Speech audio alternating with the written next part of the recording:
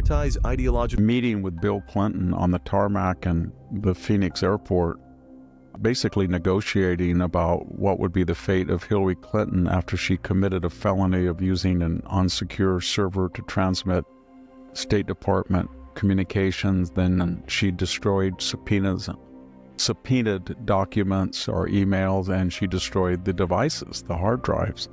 And nothing happened to her. And then we had everybody involved. We had Bruce Orr at the DOJ. We had Nellie Orr, his wife, working to disseminate the false dossier. We had Sally Yates, who was trying to Logan Act to destroy Michael Flynn, and set up and sent Comey in there. Or Comey went in there and tried to, and did, without any warning. Invited in the Chinese. They assembled your product. Does Mexico have a better infrastructure, a better judicial system? Are you much more productive than we are? Why are you running up $171 billion surplus? We shouldn't make fun of you. We don't want you as a 51st state. That's wrong of us to do that. But please tell us why you deserve a $63 billion. Just tell us. That's all we want to know. Is it okay? You need to protect your butter industry, 293% tariff on butter or milk, timber?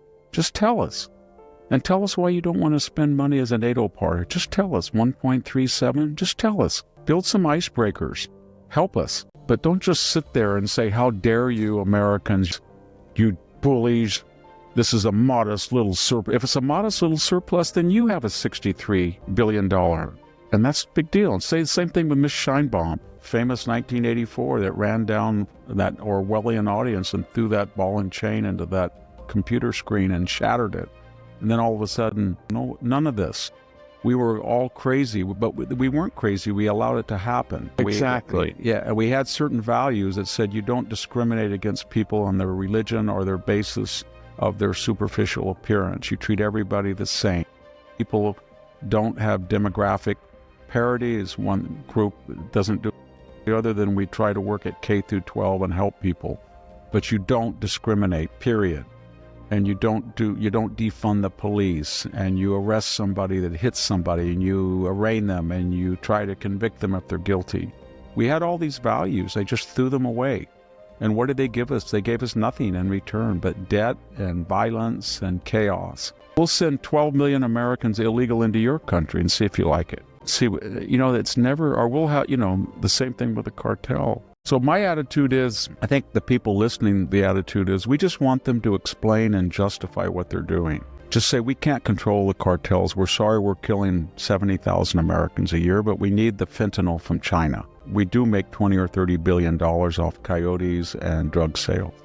And we do get $63 billion in remittances from our illegal aliens who you subsidize to free up cash. And we do get 171. And Canada does get 63. And you put it all together, you're getting close to $300 billion in capital leaving this country. So what are people going to say about us in 50 years?